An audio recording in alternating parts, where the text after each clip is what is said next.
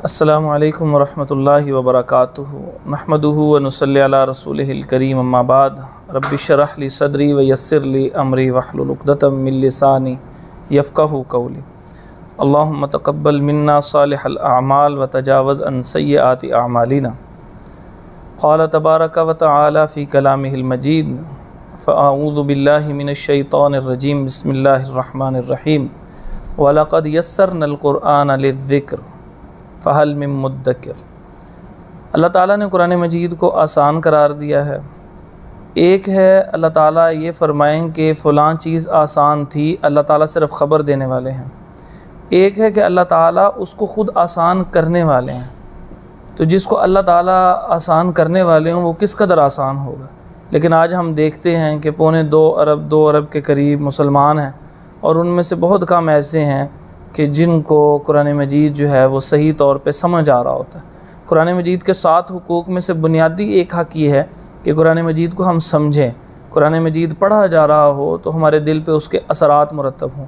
जन्नत जहन्नम की आयात भी गुज़र रही होती हैं, अम्बिया के वाक़यात भी गुज़र रहे होते हैं, लेकिन हमारे तसव्वुरात के अंदर कुछ ना कुछ अलग ही चल रहा होता है, इस वजह से कि हमें कुरान मजीद का तर्जुमा समझ नहीं आ रहा होता। तो हम कुरान मजीद का तर्जुमा समझने के हवाले से हमने एक 7 रोज़ा कोर्स का आगाज़ किया है। वो कोर्स कैसे करवाना है इस वीडियो में इंशाअल्लाह आपके सामने वो चंद बातें ज़िक्र करेंगे। आपके साथ साथ आपको नज़र आ रहा होगा कि स्लाइड्स कुछ चल रही हैं और ये हमने स्लाइड्स बनाई हैं। इन स्लाइड्स में आप इजाफ़ा भी कर सकते हैं और अगर आप समझें कि इन स्लाइड्स में फ़लाँ चीज़ नहीं होनी चाहिए तो आप उसमें कमी भी कर सकते हैं। हम किसी भी चीज़ को इतनी शिद्दत के साथ लोगों से नहीं कहते कि आप उसको अपनाएं, बल्कि हम ये कहते हैं कि ये हमने एक खाका दिया है तो आप उस खाके के मुताबिक जो है जैसे आपके हालात हों, जैसे सामीन हों, उसके मुताबिक आप उसको चला सकते हैं। लेकिन आपके इल्म में होगा कि कब भी कोई चीज़ नहीं आती है तो उस नई चीज़ के अंदर हमेशा ये चीज़ होती है कि उसको सिखाने के लिए, उसको चलाने के लिए बनाने वाले के जहन में कोई एक ख़ास खाका होता है। अगर उसके मुताबिक चलाया जाए तो उम्मीद है कि वो ज़्यादा बेहतर चल सकता है, क्योंकि उसके मुताबिक उसको डिज़ाइन किया जाता है। तो मेरे जहन में ये क्या तसव्वुरात थे वो मैं आपके सामने शेयर करने लगा हूँ। आइए हम चलते हैं इस तरफ को, सीखने की कोशिश करते हैं कि जो अफराद आप में से ये तर्जुमतुल कुरान कोर्स करवाना चाहते हैं ताकि लोगों में आसानी पैदा हो सके, लोगों का दिल इसकी तरफ माइल हो सके, पहले से मौजूद तर्जुमा क्लासों में इजाफ़ा हो, नई तर्जुमा क्लासों का इजरा मुमकिन हो, कॉलेज स्कूल यूनिवर्सिटीज़ के अंदर जो अल्हम्दुलिल्लाह तर्जुमतुल कुरान पढ़ाया जा रहा है उस हवाले से उनको कुछ आसानी मुयस्सर हो। तो आइए उस हवाले से कुछ चीज़ें आपके सामने ज़िक्र करते हैं। आपके सामने ये डायरेक्ट मेथड ऑफ़ ट्रांसलेशन के नाम से ये इस पहली स्लाइड सामने शो हो रही है। ये डायरेक्ट मेथड क्या चीज़ है और ग्रामर क्या चीज़ है, नेक्स्ट स्लाइड में हम इसको देखते हैं। नेक्स्ट स्लाइड कीजिएगा जी। कुरान मजीद का तर्जुमा सीखने के 2 तरीके हैं, एक ग्रामर है और एक डायरेक्ट मेथड है। इन दोनों में क्या फ़र्क है? असल तरीका ग्रामर होता है। ग्रामर का मतलब ये होता है कि जो ज़ुबान है उसके मुकम्मल कवानीन कि ज़ुबान को कैसे बोला जाता है, ज़ुबान को कैसे पढ़ा जाता है, ज़ुबान को कैसे समझा जाता है, उसकी बारीकियाँ क्या हैं, उसके मुहावरात क्या हैं, उसकी साख्त क्या है जुमले की, और अल्फाज की साख्त क्या है, कैसे कब कौन सा लफ्ज़ अदा करना है, उसका क्या कहाँ पर क्या मतलब होगा, ये सारी चीज़ें ग्रामर के अंदर बाकायदा तौर पर पढ़ी जाती हैं।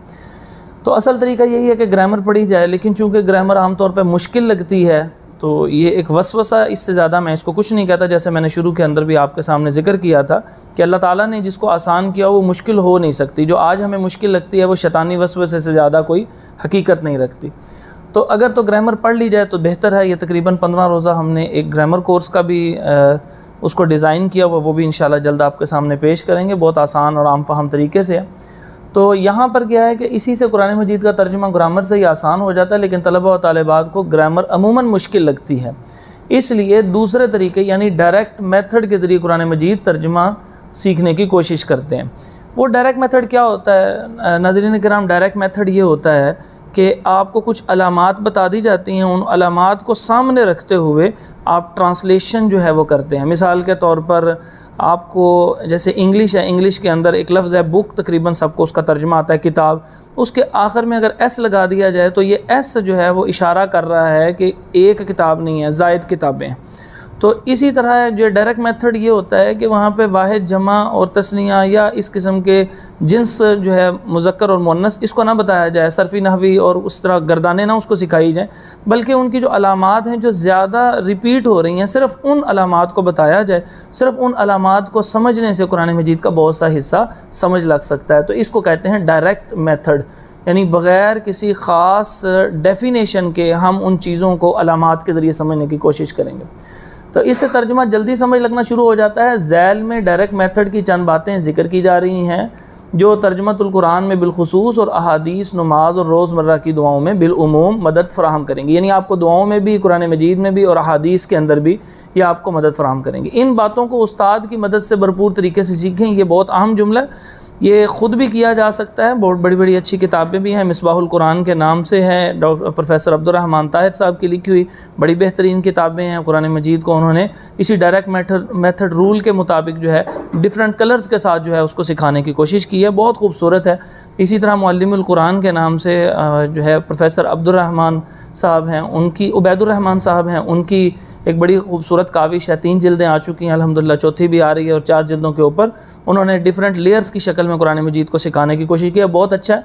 लेकिन उस्ताद की बहरहाल एक ज़रूरत कायम रहती है। उस्ताद की ज़रूरत इसलिए कायम रहती है कि हर जहन जो है वो मुख्तलिफ होता है और उस जहन के अंदर जो है वो को उठने वाले जो सवालात होते हैं उसको फ़ौरी तौर पे उसका जवाब दरकार होता है, और जो उस्ताद होता है वो फ़ौरी तौर पर उसका जवाब दे सकता है। इस तरह वक़्त बच जाता है और बोरियत नहीं होती।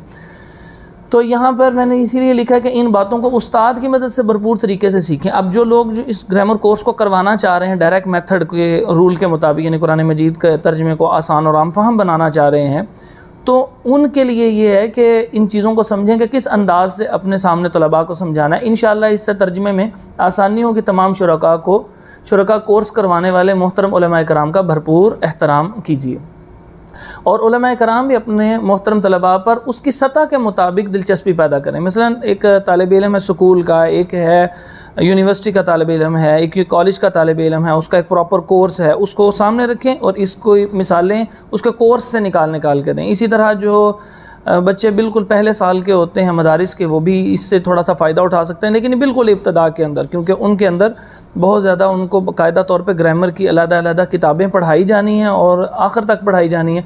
लेकिन इब्तदाई जो होता है वक़्त, उसमें शैतान का हमला ज़्यादा होता है कि ये बड़ा मुश्किल काम है, ये मेरे से नहीं हो रही, सर्फ सगीर याद नहीं हो रही, उसको एक सांस में कैसे सुनाएंगे, इसी तरह उसके तमाम जो हैं वो सीगे याद नहीं हो रहे, तो इसलिए उनको थोड़ी सी मुश्किल पेश आ रही होती है, तालीलात उनको उस वक्त समझ नहीं आ रही होती। तो उनके लिए भी बिल्कुल इब्तदाई चंद अयाम के अंदर इस तरह के कोर्सेज़ थोड़े थोड़े मुफीद साबित हो सकते हैं। तो बहरहाल उस्ताद तलबा की ज़हनी सतह के मुताबिक दिलचस्पी पैदा करें, यानी एक है पढ़ाना, एक है दिलचस्पी पैदा करना। दिलचस्पी पैदा उस वक्त होती है कि आप अगर इसको मेरी तरफ तवज्जो कीजिएगा तो मैं आपको कुछ 2-3 चीज़ें जो हैं वो टिप्स बताता हूँ। तकरीबन 18-20 साल के अरसे के अंदर मुझे जो चीज़ें समझ लगी हैं वो मैं आपके सामने ज़िक्र करता हूँ कि अगर आपका तालिब इल्म सामने अपनी आंखों को ज़ोर से ऐसे घबराई हुई शक्ल के साथ देखने की कोशिश करता है तो इसका मतलब वो समझने की कोशिश कर रहा है। तो इसका मतलब यह है कि अब आप अपने अल्फाज को मज़ीद आसान करके पेश करें, क्योंकि वो आपके साथ जुड़ा हुआ है, वो समझने की कोशिश कर रहा है, लेकिन मुकम्मल तौर पे आपकी बात जो है उसकी समझ में आ नहीं रही। और अगर वो बिल्कुल रिलैक्स होकर आपकी तवज्जो से बात सुन रहा है, इसका मतलब वो आपके अल्फाज बिल्कुल ठीक उसकी ज़हनी सतह के ऐन मुताबिक चल रहे हैं। और अगर वो इर्द गिर्द देखना शुरू कर देता है, कभी पंखे को देख रहा है, कभी घड़ी को देख रहा है, कभी मोबाइल को देख रहा है, कभी वो अपनी दाढ़ी को खुजा रहा हो, कभी अपने सर को खुजा रहा हो, तो ये जब वो चीज़ें होती हैं इट मीन्स उसको आपके लेक्चर से कुछ चीज़ें समझ नहीं आ रही। तो अपने लेक्चर को आप इंटरेस्टिंग बनाने की कोशिश करें और उन लोगों को इन्वॉल्व करने की कोशिश करें। तो इस तरह आप असातिज़ा हैं और आहिस्ता आहिस्ता जो पढ़ाना शुरू करेंगे उनके सामने भी तजर्बात आएंगे, इसके मुताबिक आप डिसीजन ले सकते हैं। आगे जी कीजिए स्लाइड, ताकि ये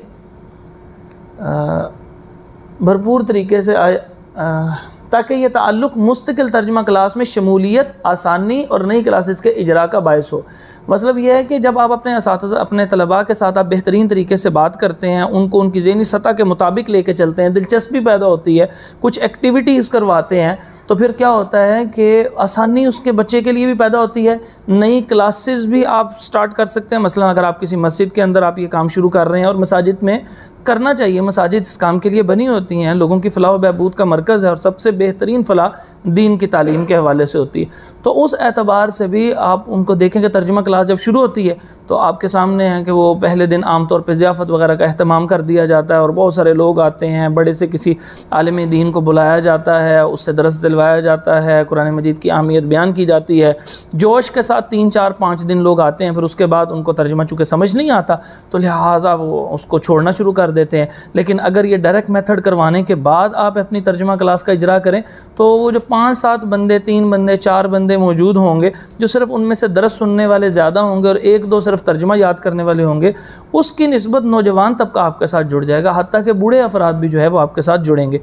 अल्लाह की तौफीक से ये काम हमने पहले प्रैक्टिस किया, तकरीबन 2 मसाजिद के अंदर प्रैक्टिस किया है, कॉलेज यूनिवर्सिटी के अंदर तो मैं करता ही रहता हूँ। अल्लाह की तौफीक उसकी रहमत से एक मस्जिद के अंदर तकरीबन 91 अफराद ने इसको करने के बाद उसका टेस्ट भी दिया, और वो हमने बिल्कुल आहिस्ता आहिस्ता किया, और उसके अंदर 5 रुकू जो हैं उसको भी हमने जो है प्रैक्टिस के अंदर शामिल किया। इसी तरह उसके अंदर 90+ जो है बंदे भी 1-2 मौजूद थे, 60-70 की जो उम्र के हैं वो अफराद भी कई मौजूद थे, और तकरीबन 40 से लेके 60 तक अफराद तो काफ़ी तादाद के अंदर मौजूद थे, और बच्चे भी मौजूद थे। हत्ता कि वहाँ पे कोई 9-10 साल के बच्चे भी थे जिन्होंने किया।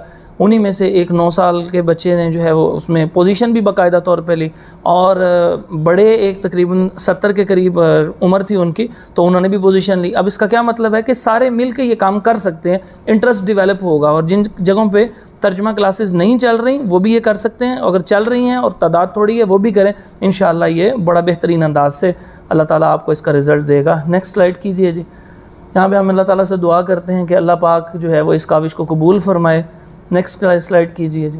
ये डे 1 है, चूँकि मैंने आपको बताया 7 डेज़ के अंदर है। हर दिन जो है वो तकरीबन 45 मिनट जो है अप्रॉक्सीमेटली देने चाहिए आपको इस कोर्स के लिए। पहले से अनाउंस कर दीजिए, जुमे वाले दिन शुरू करेंगे तो जुमे रात को ख़त्म करें, और जुमे वाले दिन जो है दोबारा उसकी जो है वो कुछ असनाद तकसीम कर दें, कुछ प्रोग्राम कर दें, हौसला अफजाई हो जाएगी उन लोगों की। इस तरह फिर उसके अंदर अगले जुमे वाले दिन बाकायदा तौर पे तर्जुमा क्लास बाकायदा तौर पे आगाज़ कर दें, और अगर पहले से मौजूद है तो उसके अंदर एक नई तरगीब आ सकती है। डे 1 का जी स्टार्ट, आगे कीजिए स्लाइड। अच्छा जी, डे 1 के अंदर हमने पहली चीज़ देखी है, आप सामने देखिए। अब ये हमारा बिल्कुल मेन फोकस है कि हमने करना क्या है। सबसे पहले है कि काना का तर्जुमा है। काना का तर्जुमा है के साथ किया जाता है, यथा भी किया जा सकता है अकॉर्डिंग टू द इबारत, वो जो इबारत चल रही होगी उसके मुताबिक इसका तर्जुमा होता है, लेकिन ज़्यादातर जो है वो तर्जुमा इसका है किया जाता है। लेकिन जब ये अल्लाह ताला की सिफ़ात के साथ आता है तो इसके तर्जुमे में हमेशगी का तर्जुमा करते हैं। इस वजह से जैसे मिसाल दें, वकान अल्लाहु अलीमन हकीमन, और तर्जुमा क्या है जी, और अल्लाह हमेशा से ही खूब इल्म वाला, खूब हिकमत वाला। इसमें 2 चीज़ें आ गई काना की वजह से। अब हम इसको ग्रामर के तौर पे देखेंगे तो इसमें इस्तिमरार आ जाएगा। हमने ये चीज़ें नहीं समझनी, हमने डायरेक्ट मेथड देखना। काना का तर्जुमा जब अल्लाह रब्बुल इज़्ज़त के साथ लफ्ज़ आ रहा है, उसकी आगे सिफ़ात आ रही हैं, तो हमने उसके तर्जुमे के अंदर हमेशगी का तर्जुमा करना है। एक आम आदमी के लिए ये तसव्वुर ज़हन में हो कि जब वो कुरान मजीद सुन रहा है नमाज के अंदर, नमाज के अलावा या ख़ुद पढ़ रहा है, तो जैसे ही ये अल्फाज आएंगे, ये कई 100 के करीब आयात हैं जहाँ पे अल्लाह ताला की इस तरह सिफ़ात ज़िक्र की जा रही हैं। तो यूँ समझें कि आप एक छोटी सी उसको टिप दे सकते हैं, और फिर उसके अंदर वो गौर व फ़िक्र करेगा। जब गौर व फ़िक्र करेगा उसका दिल लगेगा, और अल्लाह रब्बुल इज़्ज़त का कुरान इतना ज़्यादा कशिश वाला है कि इंसान को अपनी तरफ खींचता है, और ज़रूर उसका मुस्तकिल दिल लगेगा। और हो सकता है कि वो बाकायदा ग्रामर भी पढ़े और आलिम दीन भी बन जाए, लेकिन कम अज़ कम इब्तदाई तौर पर उसको कुरान पढ़ना आ जाएगा। जैसे वकान अल्लाहु अलीमन हकीमन, तो ये अलीम अलीमन, तो ये जब भी कभी इस साउंड के ऊपर ये लफ्ज़ आए, दूसरी चीज़ याद रखें, मैंने यहाँ पे मेंशन नहीं की, और यही बात मैं कोर्स करवाने वालों से भी अर्ज़ करूँगा कि कुछ चीज़ें जो है मैंने यहाँ पे ज़िक्र कर दी हैं, और कुछ आपने जो भी सामने सामीन होंगे उनकी दिलचस्पी के एतबार से जो एडिशंस करते जाना। जैसे अलीमन, ये आलिम हो तो इल्म वाला है, अलीम जो है इसमें मुबालगा होता है। जब भी कभी इस साउंड पे आए, जैसे अलीमन हकीमन, ये देखिए यहाँ पे समीअन बसीरन रहीमन और अलीमन, तो ये जहाँ कहीं भी आएंगे इसके अंदर खूब का तर्जुमा कर दिया जाएगा। और जहाँ पे कान अल्लाह आ जाए तो इसके अंदर हमेशगी का तर्जुमा किया जाए, अपने जहन में तसव्वुर लेके आए। अच्छा जी, तमाम अफराद दर्जा मिसालों को हल करने की कोशिश करते हैं। वकान अल्लाहु अलीमन हकीमन। अब यहाँ पे मैं एक एक लफ्ज़ को हल नहीं करूँगा, मैं सिर्फ आपको बता रहा हूँ, सिखा रहा हूँ कि अगर हम इस पूरे कोर्स को इस अंदाज से लेके चलें कि इब्तदा में इस तरह हम उसकी वजाहत कर दें और उसके बाद अब हमारे पास तकरीबन जो है वो 25 मिनट का जो है वो वक़्त होगा, 10-12 मिनट है, तो 10-12 मिनट में आप उसकी वजाहत करें। बहुत ज़्यादा एक्सप्लेनेशन नहीं करेंगे। कुरान मजीद की आसानी के अतबार से, उसके दरस के अतबार से हम उसके हुकूक बयान करते हैं तो असल मौजू से हम हट जाते हैं। हमारा असल मौजू जो है वो टू द पॉइंट कुरान मजीद का तर्जमा सीखना है और उसको आसान करना है। बहुत सारी जो है वो दुरूस वो सुनते रहे हैं और उनका दिल भी करता है, वो आप भी उनको रिपीट नहीं करें, वो तहसील हासिल हो जाएगा। जो चीज़ आपको पहले से मौजूद हो आप उसी को बयान करते जाएं तो वो बेहतर नहीं होगा। लिहाजा थोड़ी सी 5 से 10 मिनट, मैक्सिमम 12 मिनट लगा लें, इस सारे को इस स्लाइड पे आ जाएं और 10-12 मिनट के बाद जब इस स्लाइड पे आएँ तो 4-5 मिनट इसकी वजाहत कर दें और उसके बाद बस अब आपने इसकी वजाहत शुरू कर देनी है और अगले आपके पास तकरीबन जो है वो 35 मिनट बाकी बच जाएंगे, 30 से 35 मिनट। तो अब आपने इसकी एग्जाम्पल्स देनी है। मैंने शुरू में काफ़ी सारी एग्जाम्पल्स दे दी हैं। वकान अल्लाहु अलीमन हकीमन, तो अब आपने साथ साथ तर्जुमा करवाना है। और है अल्लाह के और हमेशा से ही अल्लाह, तो अब आप साथ साथ उनको कहलवाएं। जैसे मिसाल के तौर पे मैं ये कहता हूँ कि आप भी मेरे साथ यहाँ पे जो शुरका मौजूद हैं कुछ सीखने के लिए, तो आप भी मेरे साथ साथ पढ़ें वकान अल्लाहु अलीमन हकीमन। क्या तर्जुमा बनेगा जी इसका? और अल्लाह हमेशा से खूब इल्म वाला, खूब हिकमत वाला है। आपने जो सामीन है ना उनको कहलवाना है, क्योंकि जब आप उनको कहलवाएंगे ना तो वो एक ख़ास ट्रांस में जाके ना तकरीबन सो जाते हैं बाज़ औक़ात, और वो इंसान एक जमूद किसी कैफियत तारी हो जाती है और उनको सही समझ नहीं लग रही होती। तो जब आप उनसे कहलवाएंगे ना तो वो यूँ समझेंगे कि वाकई आज हम कुछ सीख के गए हैं, खाली दरस के बाद नहीं गए। क्योंकि जब आप खाली दरस के बाद जाते हैं तो फिर अगले दिन जो है वो आप जज़ाकल्लाह तो कह लेते हैं और जो दरस करवाने वाला होता है उसको मालूम होता है कि अगले दिन जो है वो हमें कोई ना कोई मोहब्बत भरी एक्सक्यूज़ पेश कर देते हैं, मैं इस वजह से नहीं आ सका, मैं इंशाल्लाह कर लूँगा, जो आपने लिखा हुआ है वो मुझे आप प्रोवाइड कर दें, मैं घर बैठ के पढ़ लूँगा, मैं इंशाल्लाह फ़ारिग वक्त में पढ़ लूँगा, अभी मैं डिस्टर्ब हूँ। बेसिकली ये सारे लेम एक्सक्यूज़ हैं, झूठे बहाने होते हैं।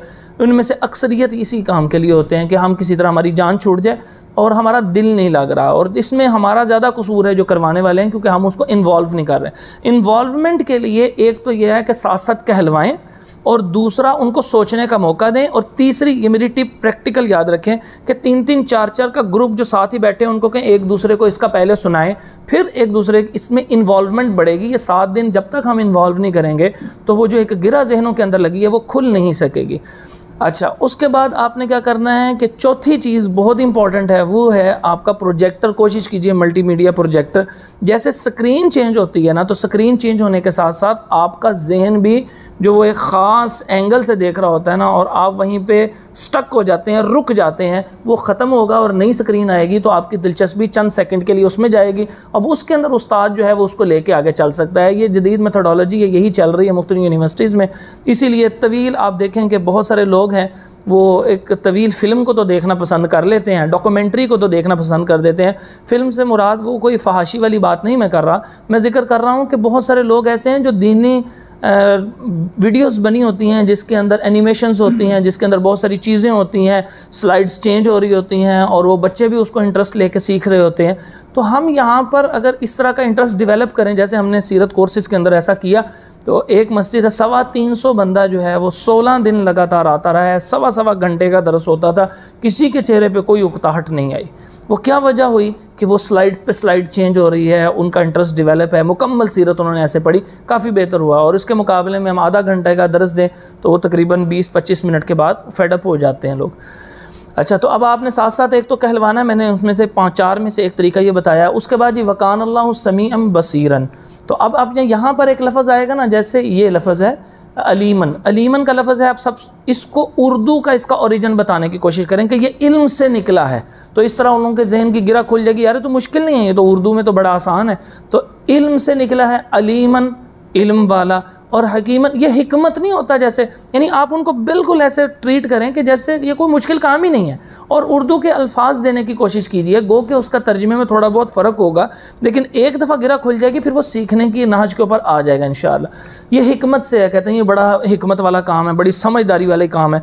तो वो अब जब वो अपने लफ्ज़ ये अदा करेंगे तो ऑटोमेटिकली खूब हिकमत वाला क्या मतलब होगा, आप कहलवाएँ खूब हिकमत वाले का क्या तर्जुमा होगा, खूब समझ वाला, तो अल्लाह ताला खूब समझ वाला है, और जब अल्लाह ताला समझ वाला है तो फिर हमें उसके अहकामात को मानना चाहिए। यानी एक जुमला तर्जुमा करने के बाद उसके साथ उसके कोई एक गिरा उसके साथ लगा दीजिए, यानी एक जुमला या दो जुमले, सिर्फ इससे ज़ायद नहीं, उनको तज़कीर ना कीजिए, उनको ज़्यादा दरस की तरफ ना लेके जाइए, लेकिन उनको एक आध जुमला ज़रूर, और जहाँ कहीं दुआ की बात आए तो उनकी ज़ुबान से दुआया कलिमात ज़रूर कहलवा दिया करें। अगला है जी वकान अल्लाहु समीअन बसीरन, तो ये है समीअन बसीरन, लेकिन अगर आप इसको समीअन पढ़ें आम लोगों के लिए ज़रा आसानी हो जाएगी, फिर उसके बाद उनको पढ़ना सिखाएंगे तो इंशाअल्लाह वो समीअन भी पढ़ लेंगे। तो इसको आप कैसे कर सकते हैं जी, उर्दू का कोई लफ्ज़ हो किसी के जहन में, जैसे हम कहते हैं ना सामीन किराम, उर्दू का लफ्ज़ है ना, तो इसी से सामीन क्यों कहते हैं, समात करते हैं, तो समात सुनना, तो इसीलिए कि वकान अल्लाह, और अल्लाह तो हमेशा ही से समीअन खूब सुनने वाला, यानी अल्लाह ताला की ये सिफत अब तो पैदा नहीं हुई, ये तो शुरू से ही अल्लाह ताला खूब सुनने वाला रहेगा और हमेशा ही के लिए है, और बसीरन देखना, ठीक है। उसके बाद जी गफ़ूरन रहीमन, गफ़ूर ये अब आप इसको उर्दू के लफ्ज़ में लेके आइएगा, मग़फ़िरत से, अब उनको जब बताएंगे ना मग़फ़िरत, हाँ वो बख्शिश, तो अब तर्जुमा वो कर लेंगे अच्छी तरह, बख्शने वाला, लेकिन अगर आप उनको कहेंगे गफ़ूरन तो उनके जहन में वो तसव्वुर नहीं आएगा, उर्दू से मिलते जुलते। नेक्स्ट स्लाइड कीजिए जी, और ये इसी तरह मैंने काफ़ी सारी दे दी हैं, इसके अंदर एक ऊपर तरफ स्लाइड कीजिए। अब यहाँ पर एक लफ्ज़ है शाकिरन, अगर आपके सामने नज़र आ रहा होगा, वकान अल्लाहु शाकिरन अलीमन, ये जो शाकिर का लफ्ज़ है जब ये आम इंसानों के लिए बोला जाता है तो ये शुक्र करने वाले का तर्जुमा किया जाए, ये उनको वजाहत कर दें कि ये आज की तीसरी टिप है, मेन टिप है, इसको सामने रखना है। और जब अल्लाह ताला के लिए ये लफ्ज़ बोला जाएगा तो कदरदान का तर्जुमा किया जाएगा, और ये तर्जुमा नहीं किया जाएगा कि अल्लाह ताला शुक्र करने वाला नहीं है। जैसे तव्वाब का लफ्ज़ आ जाए तो उसके लिए क्या तर्जुमा किया जाएगा, अल्लाह ताला के लिए तौबा कबूल करने वाला है। अच्छा आगे जनाब, आगे चलते जाइए। अब आप लोग जो इस कोर्स को करवा रहे होंगे, कंडक्ट कर रहे होंगे, वो इसको अच्छी तरह एक एक चीज़ को देखें, और उसके अंदर जो एक एक उर्दू से मिलता जुलता लफ्ज़ है ना, उसकी ख़ुद अपने जहन में ख़ुद प्रैक्टिस कीजिए। जो मेरे जहन में होगा वो सारी चीज़ें आपको क्लिक नहीं कर सकती, हो सकता है आपके सामईन और तरह के हों, तो आप उनके लिए कुछ और एग्जांपल्स, और जब आप ख़ुद सोचेंगे ना आपके जहन में वो चीज़ें बैठ जाएंगी। जैसे हलीमन, ये हिल्म से निकला हुआ है, तो जब आप ये कहेंगे ना हिल्म से निकला है, बुर्दबारी से निकला है, तहम्मुल से निकला है, तो ऑटोमेटिकली जो है वो उसके जहन में ये क्लिक करेगा, यार ये तो हिल्म, अच्छा ये तो बड़ा नरम है और ये बड़ा समझदारी के माना में आता है। उसके जहन में एक तसव्वुर असल में बिठाना है, लफ्ज़ी तर्जुमा नहीं बिठाना, हमने उसके जहन में तसव्वुर बिठाना है। जब ये आयत आए तो उस आयत को जब कारी साहब ने या उसने ख़ुद पढ़ा है तो उसके जहन में वहीं पर अटक जाए, वो रुक जाए, अच्छा, और उसके जहन में अल्लाह ताला का वो तसव्वुर आना शुरू हो जाए। अब ये पूरी की पूरी जो है, नेक्स्ट स्लाइड कीजिए, ये काफ़ी सारी एग्जांपल्स दे दी हैं हमने, और कीजिए बेटा।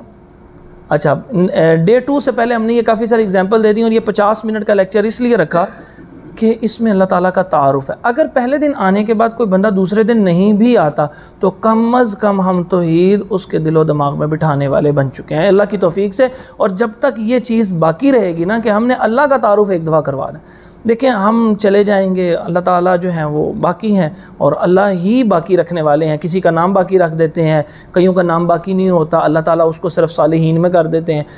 कितने अम्बिया आए, चंद अम्बिया का अल्लाह ताला ने नाम के साथ जिक्र किया, लेकिन क्या ख्याल है वो बाकी सालिहीन में से नहीं होंगे, वो बाकी तो सालिहीन में से होंगे। तो अल्लाह ताला हमें बाकी रखेंगे, सालिहीन के लफ्ज़ के साथ ही चाहे बाकी रखें, ना नाम बाकी रहे, बेशक इमाम बुखारी की तरह ना भी नाम रहे तो कोई नहीं, सालिहीन में तो अल्लाह ताला उसको हमें कर लेना, तो अल्लाह ताला का तारुफ़ उस तक इंशाअल्लाह पहुँच जाएगा। ये खैर व बरकत के हवाले से डे 2 है जी, नेक्स्ट कीजिए जी। अच्छा, अब डे 2 मैंने एक लफ्ज़ यहाँ पे लिख दिया, मुश्किल सा लफ्ज़ है, आपने इसको बिल्कुल समझाने की कोशिश नहीं करनी कि मौसूला क्या होता है, सिला क्या होता है, और ये इन चीज़ों को बिल्कुल समझाने की कोशिश करनी। लिखा इसलिए है कि आपके सामीन में, आपके नाजरीन में, आपके क्लास में, जो कि आम लोगों को करवाना है, तो कुछ ना कुछ किसी ने पढ़ा होगा। जब कोई बंदा थोड़ा बहुत पढ़ के आता है ना, या उसने कभी पढ़ा होता है और वो उस क्लास में बैठ जाए, तो उसको उसके दिमाग में एक तिलबीस कहते हैं कि शैतान का एक वसवसा ऐसा आता है कि जो उसको ले के असल मौजू से हटा देता है। वो इसी बात पे अड़ा रहेगा कि आपने ये मौसूला क्यों नहीं लिखा था, तो उसको सिर्फ़ और सिर्फ मुतमईन करने के लिए मैंने लफ्ज़ लिखा है, ताकि वो अपनी जगह के ऊपर सुकून से बैठ जाए कि जनाब ज़रूरी नहीं होता कि आपकी इस्तिलाहात हमें नहीं आती। आप ये ना तसव्वुर कीजिए कि हमें बिल्कुल नहीं आती, हमने पढ़ाया सब कुछ है और लोगों को ये बताने की बजाय सिंपल एक लफ्ज़ लिख दिया और ये सारे का सारा उस तिलबीस इबलीस का नातका अल्लाह की तौफीक से बंद हो जाएगा। ये लफ्ज़ सिर्फ इसलिए लिखा है। देखें इसके नीचे मैंने कोई डेफिनेशन नहीं लिखी, कोई तारीफ़ नहीं लिखी, और इसका तर्जुमा क्या किया जा रहा है, जो जिस जिन्हें जिसे वगैरह से किया जाता है, इसमें अल्लाह जी याद कर लें। मैंने ये लफ्ज़ लिखा है सिर्फ ये याद कर लें। हालांकि अगर उसूल देखें तो ये बाकायदा तौर पर इसको सीखना पड़ता है, ये क्या है, कहाँ इस्तेमाल होता है, इसका सिला क्या आता है, क्यों आता है, लेकिन हमने सादा से अंदाज़ में लिख दिया। और मैंने एक चीज़ मिस की है, और आम आदमी के लिए वो ये, मैं इसलिए मिस कुछ चीज़ें करता हूँ कि जब सारी चीज़ें लिखी होंगी ना तो फिर उस्ताद का तसव्वुर ख़त्म हो जाएगा। लोग कहेंगे जी आप हमें कारी साहब स्लाइड दे दें, हाफिज़ साहब स्लाइड दे दें, मौलाना डॉक्टर साहब स्लाइड दे दें, वो हम खुद ही देख लेंगे। इसका मतलब ये होगा कि वो सीखना नहीं जा रहे। तो उस्ताद के लिए अपने पास कुछ चीज़ें अलग से मौजूद हों जिसको वो बात अपने लेक्चर में लेके आए, फिर उसको पता लगे अच्छा ये भी मैंने याद करना है। तो इस तरह उस्ताद की ज़रूरत बाकी रहेगी। जब उस्ताद की ज़रूरत बाकी रहेगी तो वो उसको लेके इंशाअल्लाह चलेगा। अच्छा, इसमें मैंने जो चीज़ मिस की है वो याद कर लें, आप लोग भी जहनों में बिठा लें। वो चीज़ है कि डायरेक्ट मेथड में हमेशा इसका तर्जुमा जो है वो ये किया जाता है, लेकिन इसका मतलब ये होता है कि ये किसी चीज़ की वजाहत के लिए आ रहा, ठीक है। अब वजाहत के लिए कैसे आ रहा है, मैं इसकी बिल्कुल सादी सी एग्जांपल देता हूँ। वो एग्जांपल है कुल हुवल्लाहु अहद, कुल हुवल्लाहु अहद अल्लाहु समद लम यलिद वलम यूलद वलम यकुल्लहु कुफुवन। अच्छा, हुवल्लाहुल्लज़ी, और लफ्ज़ जो है ना मैंने सूरत इखलास शुरू कर दी, वो सूरत अल हशर की आखिरी आयात का आगाज़ करना था। हुवल्लाहुल्लज़ी, हुवल्लाह वो अल्लाह। कौन अल्लाह? एक आदमी है, उसको तो समझ ही नहीं आ रही कौन अल्लाह, किसकी बात कर रहे हो, यानी उसको अल्लाह का एक्चुअल तारुफ। ये सिर्फ कुरान मजीद सिर्फ मुसलमानों के लिए तो नहीं है, ये तो काफिरों ने भी पढ़ना है, ये तो उन लोगों ने भी पढ़ना है जो नकद करना चाहते हैं इसके ऊपर, जो अथीस्ट हो चुके हैं, उन लोगों ने भी पढ़ना है, जो इनका खुदा का इनकार कर रहे होते हैं। वो उसको देखते हैं क्रिटिकल एनालिसिस करते हुए, उसको तनकीदी निगाह से देख रहे होते हैं। एक मुसलमान है, उसको वैसे खुद भी असल में तारुफ नहीं है। हु अल्लाह, कौन अल्लाह? अल्लाह ताला ने अब अपना तारुफ करवाया, अल्लाज़ी वो के जो। तो इसका मतलब ये है कि जब भी ये चीज़ आएगी इससे तारुफ हो रहा है। अल्लाहु ला इलाहा इल्ला हुवल हय्युल क़य्यूम। अब यहाँ पे भी अल्लाह ताला का तारुफ है। यहाँ से जब आप उसके तारुफ की बात आएगी तो आप वहाँ पर भी एक जम कर सकते हैं, यानी एक आयत जहाँ पर मौजूद है उससे वजाहत की है, तो अब जब आपने दर्स देना तो उसको उसके अंदर ऐड कर सकते हैं। तो इसी तरह हुदल लिल मुत्तकीन, हुदल लिल मुत्तकीन क्या है जी? हिदायत है मुत्तकीन के लिए। कौन है मुत्तकीन? इंसान का दिल करता है कि मैं भी मुत्तकी बनूं ताकि मेरी भी कोई हिदायत का सामान हो। तो फिर अल्लाह ताला ने फरमाया अल्लज़ीना। तो अल्लज़ीना किस काम के लिए आ रहा है?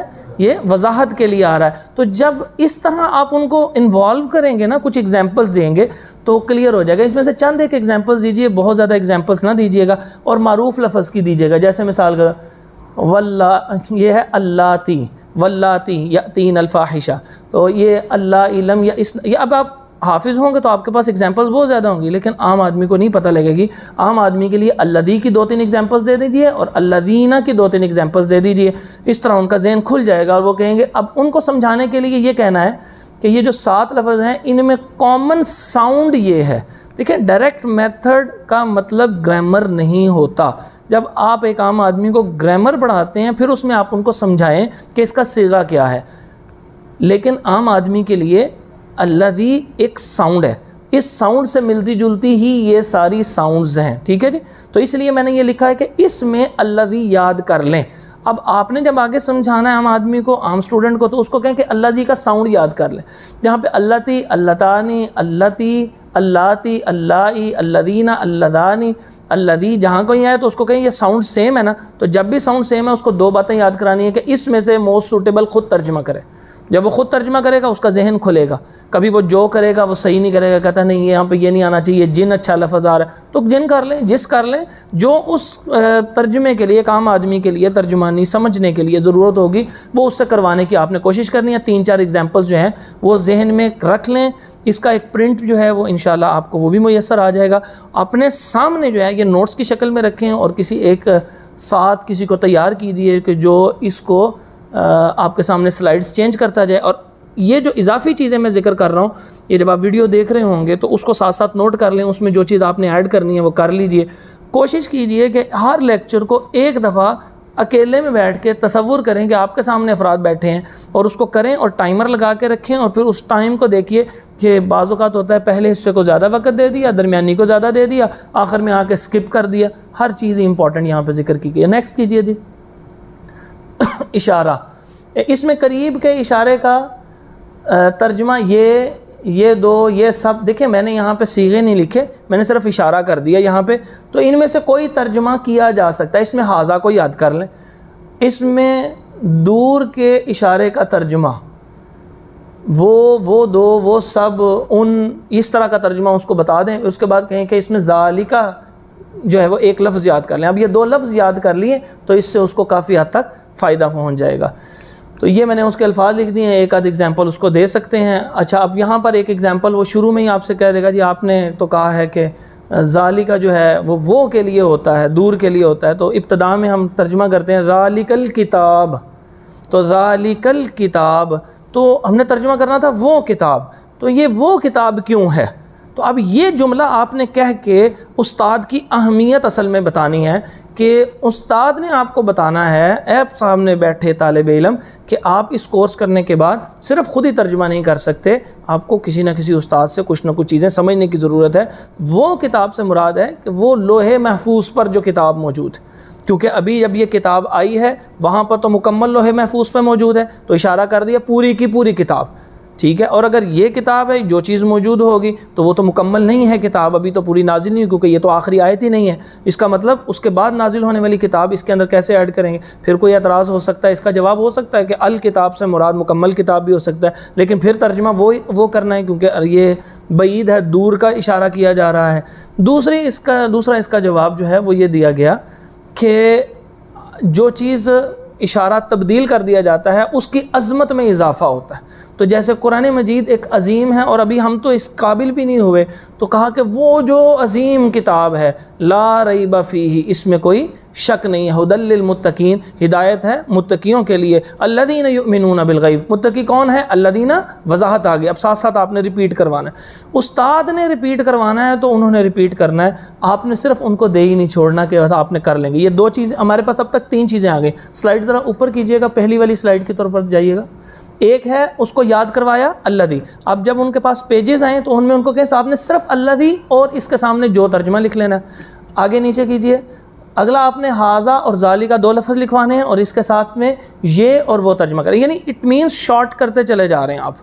और वो पेज पे बड़ा बड़ा नहीं लिखवाएं, उनको कहें कि आपने एक ही लाइन में ये चंद लफ्ज़ लिखने और इसी के बाद में हमने प्रैक्टिस भी करनी है। नेक्स्ट नीचे आइए जी। तादाद, ये आज ही के अंदर होगा, यानी पहले ये इसी लेक्चर सेकंड लेक्चर के अंदर चल रहा है। तादाद के एतबार से मैंने ये नाम इसलिए लिखे हैं, आपने इन नामों का तकरार नहीं करना, बहुत ज़्यादा समझाने की कोशिश नहीं करनी। मैंने एक एक लफ्ज़ जुमले में लिख दिया, जिस किसी का दिल करे वो इसको फॉलो कर सकता है, जिस किसी को नहीं समझ में आता वाहिद वो एक कहना चाहे तो उसको कहने दीजिए, कोई हर्ज नहीं है।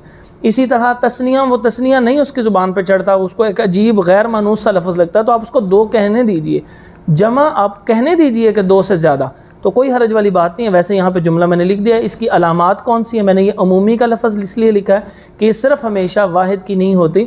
आप लोग तो वैसे जानते हैं कि ये जमा मुकस्सर के साथ भी आ जाती है, तो वैसे ही सिर्फ लिख दिया है कि अमूमन जो है ये दो पेशें, दो ज़बरें, दो ज़ेरें हैं और इसका तर्जुमा है एक, कोई, किसी, एक, किसी भी।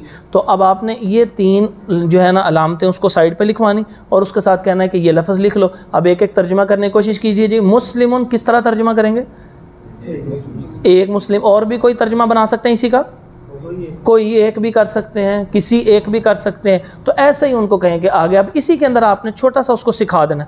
तो इसका क्या फ़र्क हुआ? मतलब ये का गोलते का मतलब ये है कि मुन्नस है। तो अब आप उसको आम फहम अंदाज में बताइए कि जैसे आप कहें कि आम तौर पे औरतों का नाम होता है, उसके आखिर में गोलते ज़रूर लगती है। तो आप कुछ नाम याद कर लीजिए ऐसे कि जो मुज़क्कर में ना लगते हों और मुन्नस में लगते हों। ज़रूरी नहीं है, जैसे हुज़ैफ़ा है लफ्ज़, उसके आखिर में गोलते आती है, लेकिन उसका मतलब ये तो नहीं है ये मुन्नस बन गया।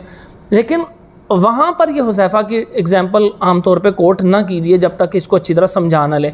अभी आप उनको चंद एक 5-7 एग्जाम्पल्स नोट कर लें अपने पास और मिसाल दे देता हूँ। जैसे नासिर एक लफ्ज़ याद कर लें, ठीक है। अब वो बंदे को पता नहीं लग रहा नासिर के, आप कहें ना उनको याद करें इज़ा जाअ नस्रुल्लाहि वल फतह। उनका ज़हन है, उनका ऐसे एक्शन दिखा देंगे आपको कि इनको वाकई पता है, ये तो सूरत उनको पता थी, तो उसमें आप उनको बताएं इसका मतलब होता है फ़तह। तो नासिर का क्या तर्जुमा हुआ जी? मदद, इसका तर्जुमा हुआ मदद। तो नासिर का क्या तर्जुमा हुआ? मदद करने वाला। तो आप कहेंगे जी नासिर आमतौर पे नाम होता है ना, जब सारे कहें नाम होता है, क्यों जी? किसी ने सुना है, वो जब हाथ खड़ा करेंगे तो आप उनके अप्रिशिएट करें, अच्छा जी आपने सुना है। आपका भी कोई रिश्तेदार है, किसका कौन सा रिश्ता, अब ये एक इजाफी चीज़ है, कुछ भी नहीं है इसका, इससे ताल्लुक कोई भी नहीं है, इसको और से कोई ताल्लुक नहीं है। ये जस्ट इन्वॉल्वमेंट जा रहे हैं, आपके साथ एक दिली ताल्लुक बनाना चाह रहे हैं। अच्छा जी है, अच्छा आपका मामू का, अच्छा फ़लाँ का नाम है, ज़बरदस्त। अच्छा अभी नासिरा भी है, भी ये नहीं उनसे पूछना कि ये खाला है, मासी है, चाची है, ये नहीं पूछना, आपने सिर्फ कहना है जी, अच्छा ठीक है जी, वेरी गुड। तो इसका मतलब ये है कि क्या मामू है आपके नासिर, तो क्या नासिरा कह सकते हैं उनको? लोग हंसने लग पड़ेंगे। ये वो आपकी इन्वॉल्वमेंट है। अगर इस क्लास में इस तरह की मुस्कुराहट सामने आ गई, आपकी क्लास अगले पूरे दिन चलेगी। और अगर नहीं आएगी, बिल्कुल स्पॉट चेहरे होंगे आप, इट मीन्स वो चाहते हैं सर जी बस कर दो तो सानू उनका घर जान दो, साढ़े को कोई टाइम नहीं कुरान सीखने वास्ते। अब यहाँ पे फिर हमारी गलती है कि हम उनको इन्वॉल्व नहीं कर सके। तो इन्वॉल्व करने के लिए ज़रूरी है कोई ऐसी बात कि जो मिज़ाह में तो हो लेकिन तमस्खुर में ना हो, उस मजलिस के वक़ार के ख़िलाफ़ ना हो। तो आप कहना क्यों मामू का नाम नासिरा रख सकते हैं? कहते हैं नहीं, बिल्कुल हंस पड़े।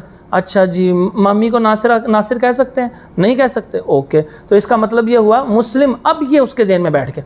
और आप भी अपने जहन में बिठाएं। एक दफ़ा चीज़ जहन में बिठाने के बाद आप समझें आपका या मेरा हक मुकम्मल हो गया ना, अब उसको रिपीट आपने करवाना। ये कुरान का उसलूब है, अल्लाह ताला की सुन्नत है। देखिए बार बार एक लफ्ज़ आ रहा है, बार बार लफ्ज़ आ रहा है, बार बार लफ्ज़ आ रहा है। तो अल्लाह ताला कह सकते हैं ना, एक दफ़ा तुम्हें कह दिया अक़ीमुस्सलाह, तो बार बार क्यों कहने की ज़रूरत पड़ी? ज़रूरत तो नहीं थी, लेकिन अल्लाह ताला की कैसी कमाल शफ़क़त, कैसा प्यार है। कहीं से भी कुरान खोलेगा ना, 2 रुकू पड़ेगा, उसमें नमाज का हुक्म उसको नज़र आ जाए और उसको याद हो जाएगा क्या तर्जुमा है, उसको याद हो जाएगा अल्लाह का क्या मेरे से हुक्म है।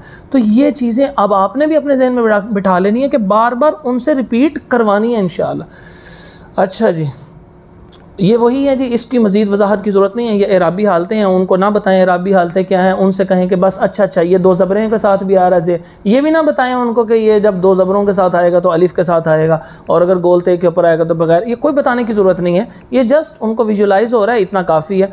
नेक्स्ट चलेंगे जी। अच्छा कभी कभी ये 2 पेशें, 2 ज़बरें, 2 ज़ेरें वाहिद के अलावा भी आ जाती हैं, जैसे कुतुब। मैंने सिर्फ ये एक इशारा इसलिए किया, इसकी एग्जांपल्स की तरफ नहीं जाना, इशारा इसलिए किया है कि जब वो बाद में लेके आएँ, अच्छा ये क्यों आ रहा है जी, हैं कुतुबुन क़य्यिमा, ये क्यों आ रहा है, तो फिर आपको एक दफ़ा बताया, आपने वो निकालो, आप कोर्स का वो पेज निकालो, उसमें ये था ना, तो उसको वहाँ से दिखाएँ। हमारे एक उस्ताद मोहतरम से हमें बड़ी इरीटेशन होती थी जब भी हम उनसे, मैं हिदायतुन-नहव उनसे पढ़ रहा था, तो बड़ी इरीटेशन होती थी कि जब कोई बात मसला पूछना, उन्होंने कहना जाओ वो लेके आओ। वो तकरीबन हमें उन्होंने 7 के करीब मुख्तलिफ जो है उसकी शुरुआत है वो सामने रखी होती थी। अच्छा जी ये इसमें से खोलो और ऊपर से देख के पढ़ो। तो मेरा एक ही होता था कि आप मुझे बता दें इतना काफ़ी है। वो कहने लगे नहीं बेटे आपने देखना है, क्योंकि हमें हमारे उस्ताद मोहतरम शेख अबुल बरकात रहमहुल्लाह वो भी कहते थे नहीं किताब लाओ मैं तुम्हें दिखाऊँगा। वो देखने से क्या होता है, वो बच्चे के ना जहन में जो है वो पक्की बात हो जाती है और उससे बड़े फ़वाइद मुयस्सर आते हैं। तो इस तरह आप भी इस मेथड को अडॉप्ट कर सकते हैं। लाएँ जी ऊपर से देखें क्या लिखा हुआ है, अब वहाँ से टैली करें। अब उसका मतलब यह है कि उसको उस चीज़ की अफादियत का इल्म होना शुरू हो जाएगा। तस्निया 2 को कहते हैं किसी भी इसम के आखिर में अलिफ नून ज़ेर, ये नून ज़ेर आता है तो वो तस्निया बन जाता है। अच्छा जी ये है जी, मैंने कलर्स चेंज कर दिए। मोमिन, मोमिन किसको कहते हैं जी, कोई बंदा बताएगा आप में से, किसे कहते हैं जी मोमिन? ईमान से है ना ये लफ्ज़। अच्छा आपने उसके ओरिजिन से निकालना है, ये किस लफ्ज़ से निकला? ये ईमान से निकला। अच्छा ईमान से, तो देखें मोमिन एक वाला ईमान हो तो अलिफ नून ज़ेर आ गया, तो इसका क्या मतलब हुआ 2। तो अब आपने तर्जुमा करना है 2 मोमिन। अब ये देखिए 2, इस पे उंगली रखेंगे हम, 2 मोमिन। और अब आप लोग भी अपनी उंगली निकालें और इशारतन रखें अपने जहन के मुताबिक कि आपने इधर उंगली रखी है और अब लफ्ज़ 2 बोलें। और यह आपने अपनी क्लास से करवाना है, यानी वो यूँ नहीं बैठे रहें, वो आप उनको निकालें, मोटिवेट कीजिए कि आप निकालें, जहन में लेके आए मोमिनानी 2 मोमिन, ऐसे आप नज़र आए उनका आपका हिलता हो। तो जब ये सारे करेंगे तो फिर उसके अंदर उनका ना ज़हन खुलना शुरू हो जाएगा। ठीक है जी, अब इसी तरह इसकी एग्जांपल्स हैं वो आगे कर लेंगे। आगे नेक्स्ट कीजिए जी। जमा जो है, जमा ज़्यादा को कहते हैं जी, ये उसकी अलामात लिखी हुई हैं। अच्छा जी, ये मुस्लिम, ये अब मैं इसकी वजाहत नहीं करूँगा, मैंने आपको तरीका असल में सिखाना था वो मैंने कर दिया, इंशाल्लाह आप उसको खुद ही लेके चलेंगे। ये मैंने यहाँ पे एक बात लिख दी है कि तमाम अफराद कुरान खोलकर इसकी मिसालें तलाश करें। अब यहाँ पे इतना काम हो गया। उसी वक्त आपने पहला पारा जो है खुसूसन आपने फोकस करना है उसके पहले 5 रुकू, उसमें सूरत अल-फातिहा भी शामिल है और 4 रुकू आपके शामिल हैं जो है उसके सूरत अल-बकरा के। अच्छा, अब मैंने 5वां रुकू इसलिए शामिल नहीं किया, रुबे को मुकम्मल भी नहीं किया, इसलिए क्योंकि उसमें ना बनी इसराइल का किस्सा शुरू हो जाता है, तो फिर जहन अलग से उस तरफ जाना पड़ेगा, उसको समझाना पड़ेगा। तो अब आप उनको बार बार ना यहाँ से एग्जांपल दें, जगह जगह से करवाएं, लेकिन जो आपने स्टडी प्रॉपर करवानी है ना इसके बाद नेक्स्ट लेवल में, तो वो उनको चूँकि पहले 5 रुकू करवाने, तो लिहाजा अब आप उनको वहाँ से ज़्यादा प्रैक्टिस करवाएं। खोलें जी दरमियान से। अच्छा जी, ढूंढें जी पेश वाले 2 पेशें कितनी हैं जी, ये पेज नंबर फलां खोलें, गिने जनाब कितनी है और आपकी कितनी निकली हैं, आपकी कितनी है। एक कहेगा जी 9 है, वो कहेगा जी नहीं 11 है। अच्छा ढूंढें जी 11 कौन है जी, बताएं जी, ये जीत जाएंगे 11 वाले। आप उनको इन्वॉल्व कर रहे हैं ना, तो इन्वॉल्वमेंट जो है ये बहुत ज़्यादा ज़रूरी होती है। ये बेसिक टैक्टिक है, ये बेसिक चीज़ है जो आप अपने जो सामीन को क्लास को चलाते हुए अपनी तरफ मुतवज्जे रख सकते हैं। 2-2 घंटे की क्लास लें। आपने मोटिवेशनल स्पीकर्स देखे होंगे, कहानियाँ उनके पास वही होती हैं, तकरीबन 6 से 7 कहानियाँ होती हैं, और उनके पास तो जुमे भी तकरीबन कम होते हैं ना। आमतौर पे जुमे में कोई 52 जुमे याद कर ले तो साल बाद बारी आएगी तो सामीन भूले होंगे तो गुजारा चल जाएगा। इनके पास तो और कहानियाँ शॉर्ट होती हैं। मोटिवेशन कैसे दे रहे होते हैं, जुमले हर दफ़ा नए होते हैं और इन्वॉल्व कर रहे होते हैं, सामीन नए होते हैं। आप किसी एक मोटिवेशनल स्पीकर को सुन लीजिए, ये मुफीद भी है माशरे के लिए, ये बुरे नहीं है, मायूसी से निकालने का एक सबब है, लेकिन आप अब इनकी ज़िंदगी का एनालिसिस भी तो कीजिए ना। ये क्यों इनकी लोग बात सुनते हैं और बेहतरीन बातें क्यों नहीं सुनते। कुरान का दर्स सुनने नहीं जाएंगे आप, यहाँ पे किसी बड़े मारूफ मोटिवेशनल स्पीकर को बुला लीजिए, तो यहाँ पर तो ऐसे लग जाएगा जैसे रश लग जाएगा। हर बंदे को होगा मैं एक यादगार कम से कम सेल्फी उसके साथ ले लूँ। क्यों उसके साथ इतनी मोहब्बत डेवलप हो रही है? क्योंकि उसने आपको इन्वॉल्व किया। क्यों जी, आप बताएं क्या उनके जहन के मुताबिक बात कर रहा। तो लिहाजा अभी आप फौरी तौर पे उनसे, अच्छा जी आपने 11 ढूंढे? नहीं, मेरा ख्याल है कि 14 के करीब होंगे। नहीं, आपने खुद नहीं गिने होंगे, कोई बात नहीं, हो सकता है 14 हो। आप कोई ऐसा जुमला बोल दें जो झूठ भी ना हो, तो वो फिर तलाश करने लग जाएगा। फिर तलाश करने में वेस्टेज ऑफ टाइम नहीं है। वो क्या है, आपका जहन वहाँ पे मुतमईन हो रहा है, उसका जहन वहाँ मुतमईन हो रहा है, बार बार देख रहा है। तो देखे को जब बार बार देखेगा ना तो वो चीज़ पुख्ता होती चली जाएगी। तो इस वजह से ये आपने ये एग्ज़ाम, पहले आपने 2 पेशों की करवाएं, फिर आपने 2 ज़ेरों की करवाएं, 2 ज़बरों की करवाएं, फिर उसके बाद ये अलिफ नून ज़ेर की करवाएं, अल्लाह जी को ढूंढवाएं। जो आपका काम है ना वो आपने सारे का सारा मुकम्मल करवाना है इंशाअल्लाह। ये कोशिश कीजिए कि इसकी एग्जांपल्स एक दफ़ा समझाने के बाद छोटा सा एक पेज के ऊपर ये आपको ना अलग अलग पेजेस भी दे दिए जाएंगे इंशाअल्लाह। जो 7 दिन का कोर्स है तो 7 पेजेस जो हैं वो आपको प्रोवाइड किए जाएंगे, ताकि वो 7 पेजेस जो हैं वो आप जब यहाँ पे आने वाले शुरका हों उनको उसी वक्त दें, लें जनाब ये हमने समझा है, इसके मुताबिक ही जो है ये 4 कलर ही इंशाल्लाह पेज होंगे। आप ढूंढें तो वो ढूंढना शुरू कर देंगे। इससे ज़्यादा बेहतर हाल ये है कि वो पेजेस भी इवन उनको ना दीजिए, स्टिकर आपको दे देते हैं। स्टिकर अलग से बनेंगे, पेजेस वैसे होंगे इंशाल्लाह। स्टिकर जो बनेंगे वो स्टिकर आपको दे दिए जाएंगे। आपने क्या करना है कि कुरान मजीद का पहला पारा लेके बड़े लफ्ज़ों में, ताकि आम आदमी भी उसको समझ सके, उसके पीछे वो स्टिकर जो है ना वो लगा देना है। छोटे छोटे स्टिकर होंगे, वो 7 एक तरतीब से ना लगने शुरू हो जाएंगे। एक पहली, दूसरा, तीसरा, तो 3 यहाँ पे मुकम्मल हो गए। दूसरे कार्ड का दूसरा हिस्सा खोलें, वहाँ पे 2-3 आ जाएंगे। इब्तिदा में 2-3 आ जाएंगे। फ्रंट पेज बिल्कुल साफ़ रह जाएगा, वो पारे का है। और उसके बाद अंदर वाले हिस्से में कोई यहाँ पे पारा पड़ा हो वो मेरे सामने लाए, मैं आपको उसमें थोड़ी सी करके भी दिखा देता। उसके बाद नेक्स्ट डे चलें, डे 3। Very good. डे 3 में आने से पहले, जैसे ये आपके सामने एक पारा है जी, अलिफ लाम मीम। यहाँ पर देखिए इसका ये हिस्सा बिल्कुल प्लेन साफ़ है, तो अब यहाँ पर वो स्टिकर छोटे मिल जाएंगे, यहाँ पर इस तरह लगने शुरू हो जाएंगे। और एक लगेगा आज का, दूसरा नहीं लगा होगा, डे 2 का नहीं लगा होगा। डे 2 नेक्स्ट डे आपको ये एक्टिविटी करनी पड़ेगी करवाने वालों को, वो नेक्स्ट अगले दिन करें, फिर उसके बाद अगले। वरना अगर आपने पढ़ाए बगैर वो उनको दे दिया ना तो फिर उसका पता क्या नतीजा निकलेगा। आप इधर से पढ़ा रहे होंगे, उसकी नज़र यहाँ पे होगी, दिमाग कहीं और उसको बिल्कुल भी नहीं, उसको पिक नहीं कर सकेगा ना। और उसके बाद 3 यहाँ पर आ गए, और ये बिल्कुल लास्ट में देखेंगे, बिल्कुल 3 यहाँ पर आ जाएंगे। लास्ट में जो है वो खाली जगह के ऊपर लगा के यहाँ पर आप 1 लगा देंगे। तो इस तरह जो है वो आप अपने स्टिकर्स भी आपको प्रोवाइड हो जाएंगे, ये ज़्यादा बेहतर चीज़ है। और फिर क्या करना है, जब आपने इसको देना है ऐसे, तो फिर आपने कहना है कि अब आपने दरमियान से खोलें जी। मिसाल के तौर पे ये सफ़ा नंबर 20 है जी, सफ़ा नंबर 20 खोल लिया जी। अब यहाँ पर देखें कि यहाँ पे बकरतुन आ रहा है, तो ये दो पेशें आ गई, ढूंढे उनका कहेंगे यहाँ से हाथ रखें कि किधर लिखा हुआ है ये दो, तो वहाँ पे हाथ रखेगा, फिर यहाँ पे हाथ रखेगा। तो इस तरह बार बार करने से वो जहन में उसकी तस्वीर खिंच जाएगी। मैं इसकी सिर्फ एक एग्जांपल दे देता हूँ, फिर आगे बात को चलाते हैं। बच्चा जो होता है उसको कभी याद नहीं करवाया जाता कि ये वालिद साहब हैं, इनकी ये दो आंखें हैं, नीचे नाक है और नीचे उसके मुंह बना हुआ है, साइडों पे दो कान लगे हुए हैं, ये उसका कलर है, याद कर लो भाई। आपसे क्वेश्चन आएगा, कोई MCQ आएगा, कोई शॉर्ट क्वेश्चन आएगा, लॉन्ग क्वेश्चन, कुछ भी नहीं पूछा जाएगा। ये अब्बा जी की शक्ल देखते सारी उसको पता लग जाता है 5-6 दिनों में, 10 दिनों में, इवन मैक्सिमम जो है वो 15-20 दिनों के अंदर। एक दाढ़ी वाला उसकी शक्ल और होगी, मिसाल के तौर पर वालिद साहब की दाढ़ी नहीं है तो कहते हैं अच्छा दाढ़ी की वजह से रो रहा है, आपके पास इसलिए नहीं आ रहा। कोई और बच्चा दाढ़ी वाले को उठा, यानी कोई दाढ़ी वाला किसी और बच्चे को उठा ले ना, तो क्या कहते हैं दाढ़ी की वजह से रो रहा है, उसने देखा नहीं। तो जिनके बाप ने पहले ही दाढ़ी रखी होती है तो वो किसी और दाढ़ी वाले के पास नहीं जा सकते, किसी बगैर दाढ़ी वाले के पास नहीं जा सकते। क्यों, वजह क्या?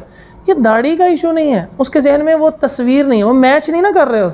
उसके जहन में वो जो एक तस्वीर है, स्केच है, जो उसने अपनी आंखों से खींचा है, अल्लाह ताला ने उसको ये स्कैनर दिया था, उसने जो खींचा है वो उसकी मेमोरी के साथ मैच नहीं कर रहा। इट मीन्स छोटे से बच्चे के दिमाग में भी एक मेमोरी है और उसके साथ वो चूँकि मैच नहीं कर रहा। जैसे हुफाज हैं, वो मंजिल सुनाते सुनाते जब भूल जाते हैं ना, तो अपनी आंखों को बड़ी ज़ोर से बंद करते हैं। तो वो ज़ोर से क्यों बंद कर रहे हैं? वो उस जगह को, लफ्ज़ को तलाश करने की कोशिश कर रहे हैं, वो मदहम हो चुका है, वो उसको तस्वीर को खींचने की कोशिश कर रहे हैं। तो आपने उनके जहनों में तस्वीर खिंचवानी है बार बार देख के। ये जस्ट एक एक्टिविटी है, आपको ऐसा लगेगा ये लिबोरियस एक्टिविटी है। जब तक वो तस्वीर नहीं खींचेगा ना, उतनी देर तक वो मुस्तकिल इसको मेमोराइज़ नहीं कर सकेगा, याद नहीं कर सकेगा।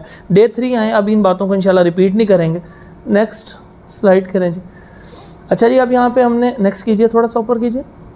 ये कलेमा है, आमतौर पे कहा जाता है कि कलेमे की ये डेफिनेशन है, उसमें 3 है, इसम फेल हर्फ है।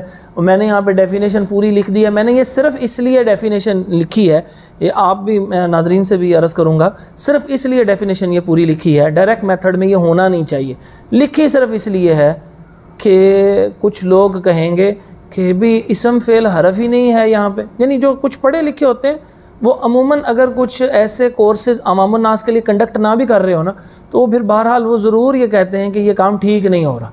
तो हम कहते हैं ठीक है जनाब, ये देख लें, हमने डेफिनेशन लिख दी है, तो आप इस डेफिनेशन को अगर पढ़ने वाले थोड़ा सा पढ़ सकते हैं तो उसको पढ़ा दें, दी बेस्ट, कोई इशू नहीं। हम तो कहते हैं जो बिल्कुल नहीं पढ़ने वाला ना, तो उस पर बोझ नहीं डालें, पहले उसको सिखा दीजिए। ये मैंने एग्जाम्पल्स दे दी हैं। Next challenge. अच्छा, अब मैंने ये ज़रूर किया है अल्लाह की तौफीक से कि अस्मा दे दिए आदम।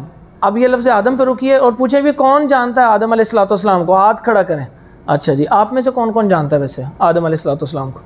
हैं जी, कुछ सुना हुआ है आपने नाम आदम अलैहिस्सलाम का? है, ये कौन थे जी? कोई आप किसी से पूछें कौन थे, अच्छा वो एक बात बताएगा ना तो दूसरा कहेगा मैंने भी बतानी है, उसका भी दिल कर रहा होगा। आप देखेंगे ना चेहरे का तासुरात, तो बताने दीजिए।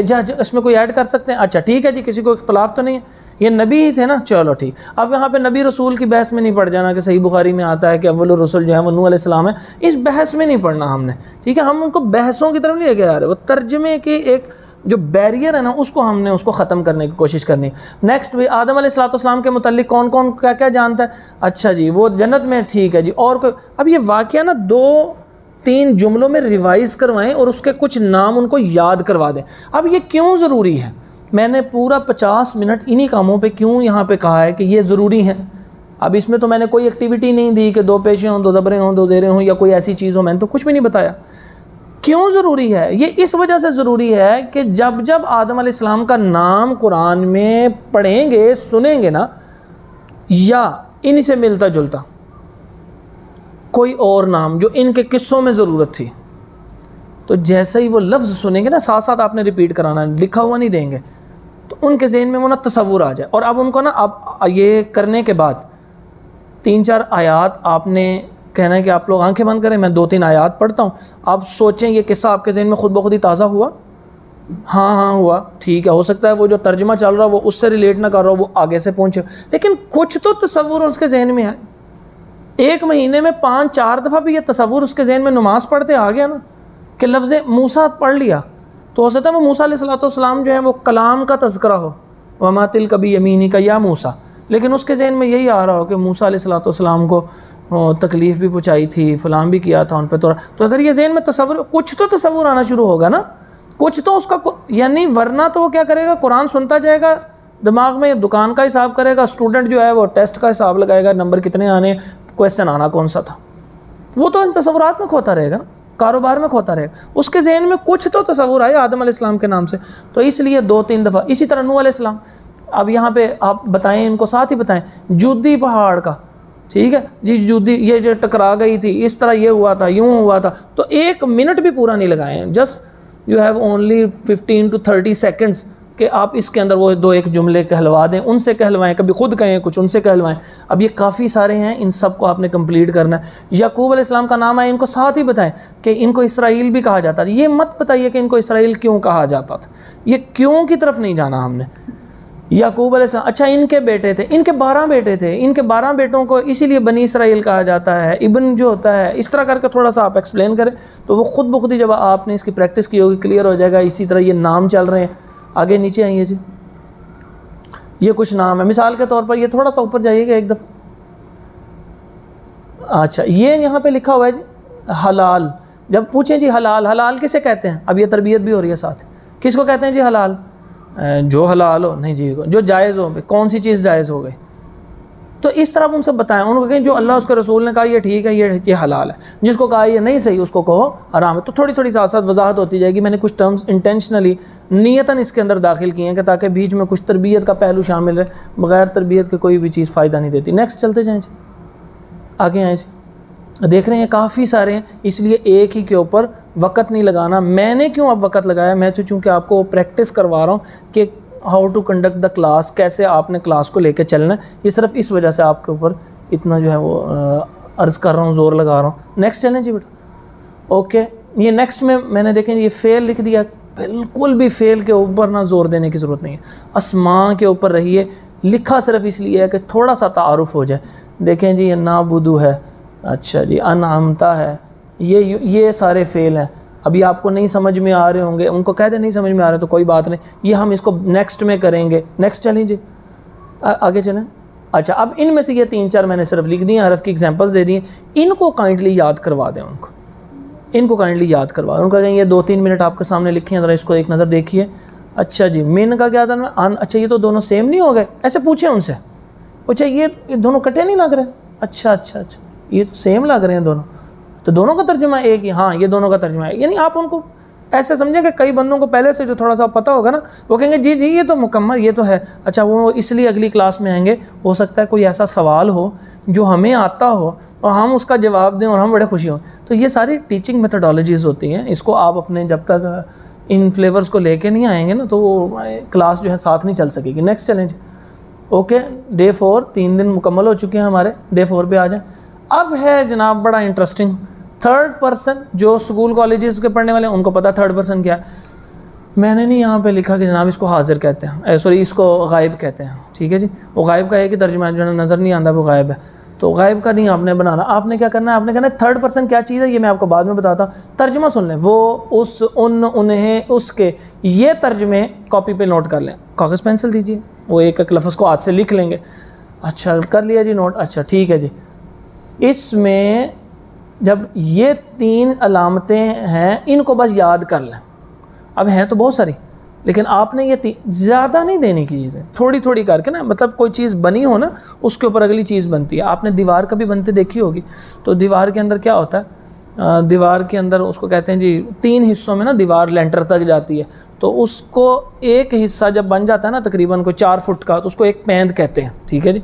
तो उसके बाद वो दीवार रोक देते हैं आमतौर पे ताकि वो ज़रा मजबूत हो जाए, खड़ी हो जाए। फिर उसके बाद आगे, फिर उसके बाद इससे एक से दूसरी बननी आसान हो जाती है, चीज़ बननी आसान हो जाती है। तो हमने ये 3 चीज़ वर्ड्स ऐसे याद करवा दिए। तो अब उनकी एग्जांपल्स करवाएं। देखें जी ये हमने पहले याद किया था, वो ये पहले आ रहा है ना, तो इसका तर्जुमा कीजिए।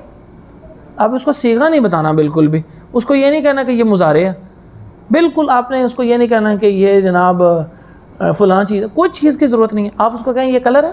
अब इसका ये देखें क्या तर्जुमा था, वो इल्म बनाइए, पूरा जुमला करके दिखाएं मुझे, आप लोग करके दिखाएं जी। वो इल्म हाँ रखता है। अच्छा, लेकिन इसको चेंज भी करके देखें, उस इल्म रखता है। अच्छा, ये करें जी, उन इल्म रखता है, उन्हें इल्म रखता है, उसके इल्म रखता है, तो कौन सा सूटेबल है? अब आपने ये सारे तर्जुमे उनको सुनाने हैं एक दफ़ा और फिर उनसे पूछना भी कौन सा ज़्यादा अच्छा तर्जुमा है। वो सारे कहेंगे जी वो इल्म रखता है, ज़्यादा सही है। अच्छा, तो ज़्यादा सही है जी, इत्तेफाक हो गया। अच्छा जी, अब हम ये 5 लफ्ज़ को ना हम उनके जहनों में तस्वीर खिंचवा रहे हैं। असल में मेरी बात आप समझ रहे हैं?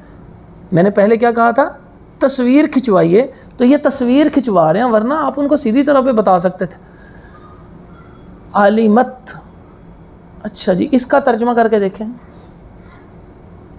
करें जी तर्जुमा, क्या बनेगा जी तर्जुमा? वो इल्म, बस इतना रहने दें। मुझे पता है इसका सही तर्जुमा ये नहीं है, आप इतना रहने दें। आवाम नास के लिए अभी इतना रहने दें, आहिस्ता आहिस्ता आप उनको ना उनकी हर्डल दूर कर रहे हैं कि ये इल्म से लफ्ज़ निकला है और इसका तर्जुमा वो है। उस इल्म, उन इल्म, क्या तर्जुमा बना है कि वो ज़्यादा बेहतर है। तो इस तरह वो ख़ुद ब खुद ही बेहतर को चूज़ करने लग पड़ेंगे। इन्नहू, अच्छा ये यहाँ से यूँ ऐसे ना निशान लगवाएं। अच्छा ये, और ऐसे तस्वुरात में जो मैंने आपको बताया ज़रूर उनसे करवाइए। अच्छा जी, क्या जी इन्ना का तर्जुमा आता है किसी को? हाँ जी आता। क्या जी इन्ना, बेशक, ठीक है जी। इन्नहू, तो क्या तर्जुमा बनेंगे? बेशक उस, बेशक उन, उन्हें, उसके, वो। अच्छा, ये वो ज़्यादा बेहतर चल रहा है। नेक्स्ट चलें जी स्लाइड। सो इसी तरह आपने उसकी एग्जाम्पल्स करवानी है। आपने यहाँ पे आपने तमाम अफराद को कुरान खोल के इसकी एग्जाम्पल्स करवानी है। 2-3-5 मिनट में आप इसको इब्तदा में करवा दें।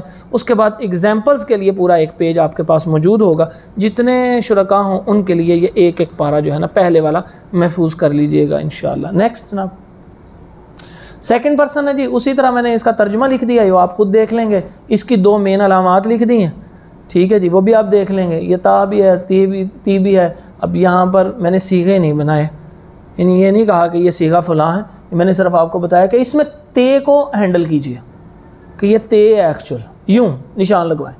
अच्छा, इसमें भी है ना ते? अच्छा जी, इसमें भी है। अच्छा जी, इसमें काफ है ना?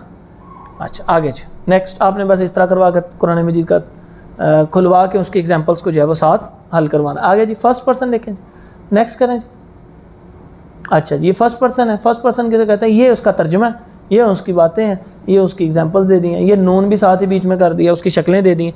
तो मैं मज़ीद नहीं इसको वजाहत कर रहा, वो इंशाल्लाह आप खुद ही देख लेंगे, आपको आता भी अल्हम्दुलिल्लाह। नेक्स्ट ही चलें, डे 5 आ गया जी हमारा। बिल्कुल ये आखिरी दिन है जो सीखने के लिए है, उसके बाद जस्ट प्रैक्टिस के लिए। नेक्स्ट ही डे 5 में हमने कसीरुल इस्तेमाल अल्फाज दिए हैं। कुरान मजीद में 3 किस्म के अल्फाज और अलामात हैं। कसीरुल इस्तेमाल है, मुतवस्सत हैं और कलील हैं। बार बार इस्तेमाल होने वाले अल्फाज और अलामात को समझा जाए, फिर इनकी मदद से तर्जुमा किया जाए। ज़ैल में इनके सेट बना दिए हैं जिनकी मदद से इनका फ़र्क आसानी से याद रहेगा। जिन अल्फाज को ग्रीन कलर में किया गया है, इनकी तफसील अलग से भी दी गई है कि किस वक्त इनके मतलब में क्या तब्दीली होती है। वो ज़रा सेट निकालिए, नेक्स्ट कीजिए जी स्लाइड। ये देखिए, थोड़ा सा और नीचे जाएं। ओके, ये थोड़ा ऊपर कीजिए ज़रा।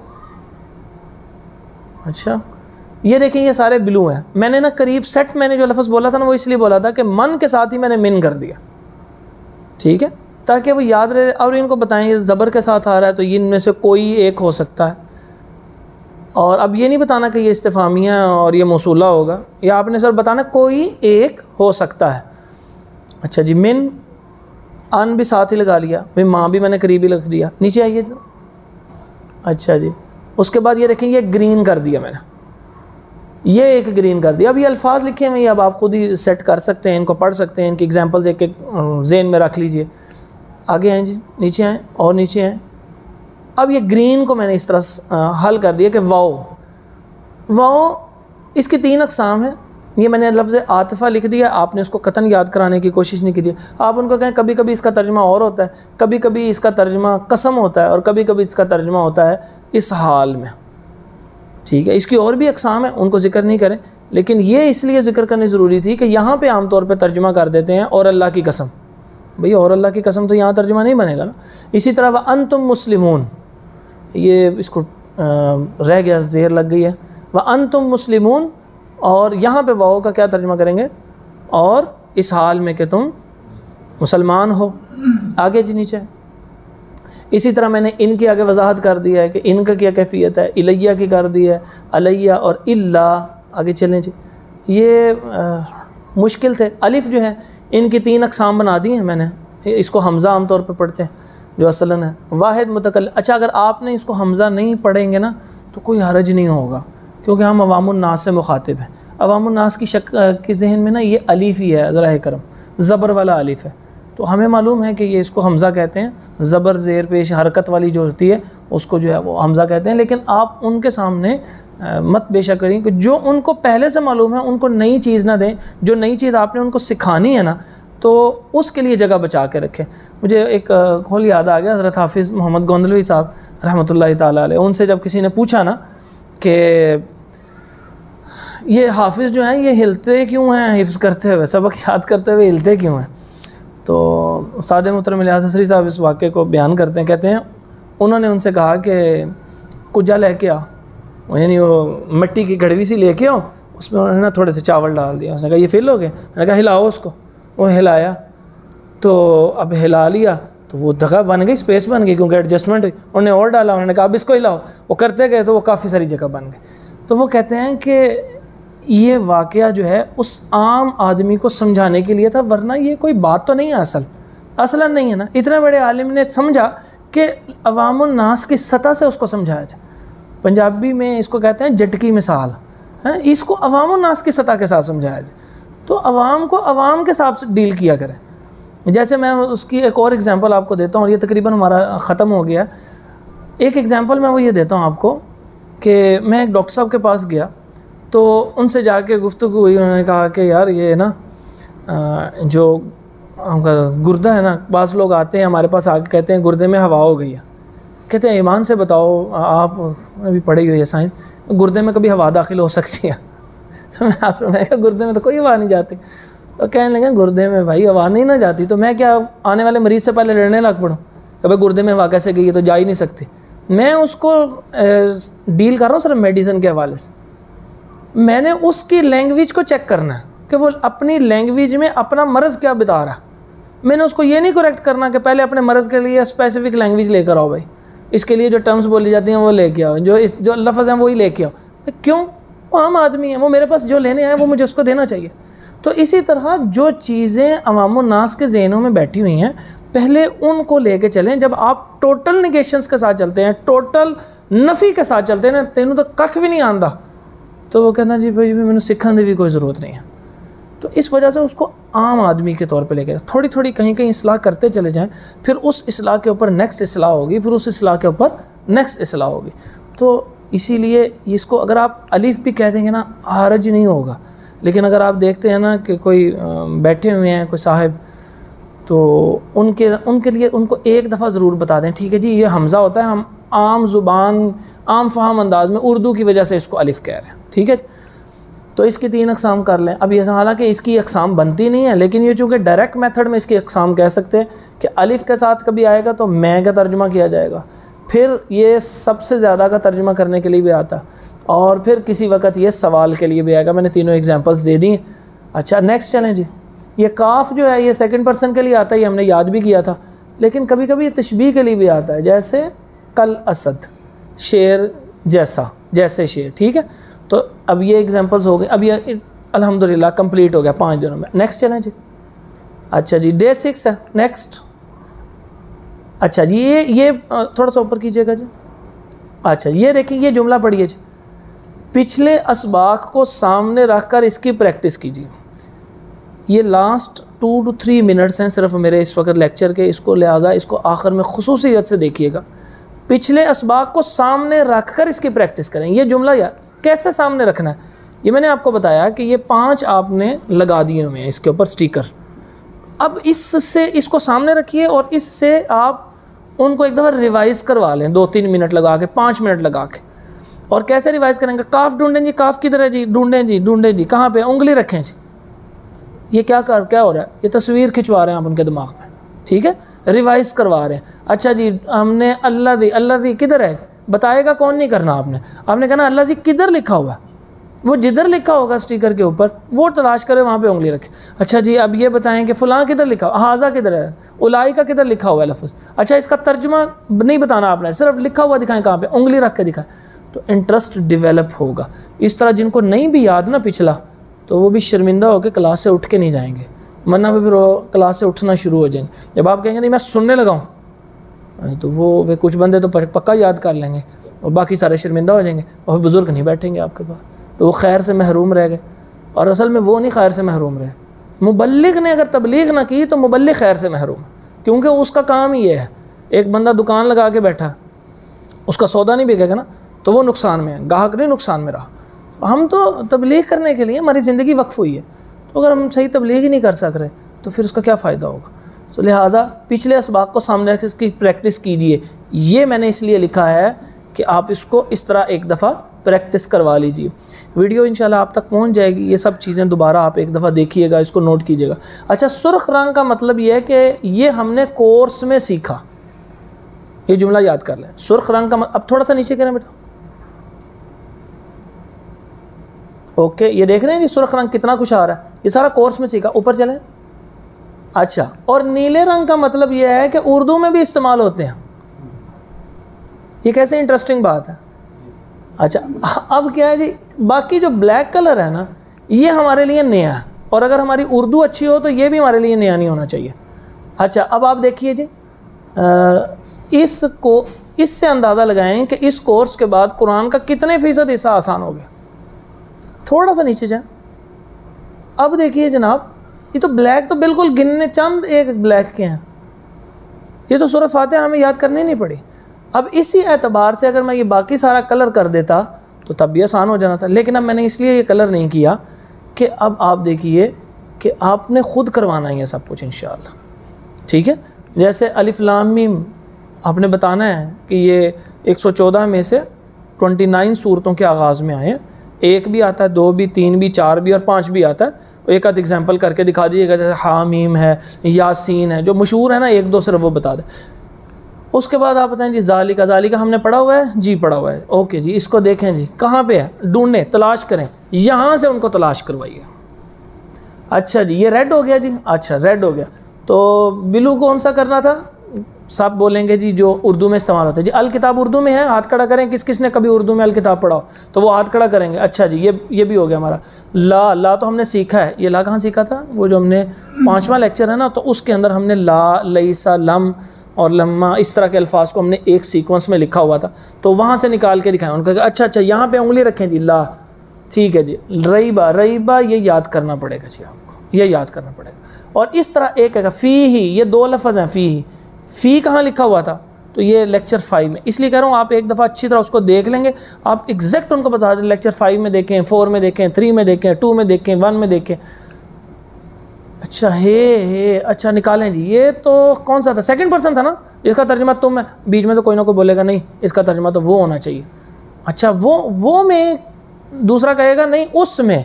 अच्छा अच्छा, कितने तर्जुमे हो सकते हैं, ढूंढें जी कहाँ पे, आप भी उनके साथ ढूंढना शुरू कर दीजिए और कोशिश कीजिए कि आपको ना मिले। ये मैं ऑन द रिकॉर्ड कह रहा हूँ कि कोशिश कीजिए कि आपको वो ना मिले। आपने कोई और सफ़ा निकाल लिया तो कोई बात नहीं, नहीं सर यहाँ पे नहीं है, यहाँ पे आगे देखें, अच्छा यहाँ पे नहीं, नीचे देखें, यहाँ पे। अच्छा, उसमें इतना शौक़ पैदा होगा कि मैंने इस्लाह कर दी, मैंने इन्हें याद करवाया।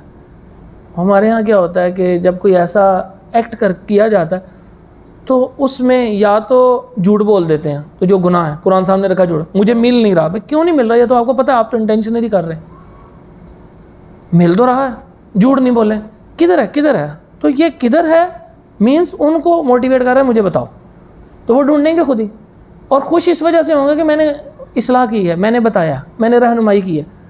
अच्छा, इससे दो फ़ायदे मिले, एक तो उसको बाहर के मैं पहले इनको जल्दी से बताऊं, इससे पहले कहीं इन्हें मिले, आगे निकलने का ना शौक़ होता है। दूसरी चीज़ ये होती है, अब ये जब आपकी इस्लाह करेगा ना एक आम आदमी, तो उसका आपके साथ ताल्लुक़ डेवलप हो जाएगा। एक ताल्लुक़ डेवलप, यकीन माना है, जब कोई आपकी इस्लाह करता है या आप किसी की इस्लाह करते हैं ना, तो दोनों का एक ताल्लुक़ डेवलप हो जाता है। एक ना हर्डल होती है, वो दरमियान से निकल जाती है, बैरियर ख़त्म हो जाता है, आप एक दूसरे के साथ बड़ी मोहब्बत के साथ बैठना शुरू कर देते हैं। तो इस चीज़ की वजह से मैं ये चीज़ें कुछ अर्ज़ की हैं। ये आगे करते जाएं जी स्लाइड्स। मैंने कुछ बड़ी इंपॉर्टेंट चीज़ें, ये सूरत, ये तकरीबन 5 आयात पहली शुरू कर दी, ये भी तरबियत के हवाले से थी, आसान है। उसके बाद मैंने आयतुल कुर्सी कर दी, ये डेली इसकी प्रैक्टिस खुद ब खुद ही होती चली जाएगी। नेक्स्ट नीचे आए जी, अब डे 7 में भी इसी तरह हमने चलना है, आगे चले। और उसमें भी आपने पहले प्रैक्टिस करवानी है। मैंने डायरेक्ट नहीं यहाँ पे अब सब कुछ जुमला लिखा, तो यहाँ पर जो है ऊपर ये एक मुश्किल आयत डाल दी है। अगर आप इसको स्किप भी करना चाहें तो कोई हरज वाली बात नहीं है, कोई फ़र्क नहीं पड़ेगा, कोई परेशान नहीं होना इस बात से। उसके बाद यहाँ से असल में करें लिल्लाहि मा फिस समावाति व मा फिल अर्ज़, नीचे आते चले जाए। ये आखिरी रुकू है, खुसूसन आखिरी 2 आयतों पे खुसूसी फ़ोकस कीजिएगा। 3 तोहफ़े मिले थे ना जी, कौन कौन से? मेराज के मौके पे एक तो नमाज का तोहफ़ा मिला था, एक ये बताया गया था कि मुशरिक ना हो तो अल्लाह बख्शिश फरमा सकते हैं, यानी तीसरा जो तोहफ़ा मिला था वो ये आखिरी 2 आयात का मिला था। तो इसका मतलब ये है कि ये बड़ी कीमती आयात है। उसके बाद ये सूरत इखलास आ गई, आगे नीचे चला, आगे जी बस दी एंड। अल्लाह की तौफीक से ये 7 दिन है। अभी जो है ना ये 7 दिन आपने ये ज़हन में रखना है कि अगर आप अपनी मस्जिद में 50 मिनट की क्लास नहीं ले सकते तो आप इसको 2 हिस्सों में तकसीम करके 14 दिन का कोर्स करें, लेकिन इंटरप्शन के बगैर कीजिएगा, ना जुम्मे की छुट्टी ना कुछ और इससे फ़ायदा होगा इंशाअल्लाह, क्योंकि एक तसलसल रहेगा। कोशिश कीजिए जो लेक्चर देना है उस लेक्चर को एक दफ़ा ख़ुद वॉइस उसकी रिकॉर्डिंग कर लीजिए और उसको ख़ुद सुनिए एक आम आदमी के तौर पे कि क्या ये ठीक चल रहा है, और दुआ खुसूसन मांगिए और लोगों से दुआया कलेमात आखिर में ज़रूर कहलवाएँ। कोई ऐसे लफ्ज़ आ जाए, मसलन साइमुन लफ्ज़ आता है रोज़ा, अच्छा जी अल्लाह ताला से दुआ है कि अल्लाह ताला हमें रोज़े रखने की ना आम हालात में भी तौफ़ीक़ अता फरमाए। अब ये जब उसका कैथारसिस होगा ना तो इंशाअल्लाह वो आपके साथ जुड़ेगा। अल्लाह ताला आपको कुरान सिखाने वालों में से बना दे, सीखने वालों में से बना दे, और आपके ज़रिए ता क़यामत कुरान जो है वो सीखा सिखाया जाता रहे।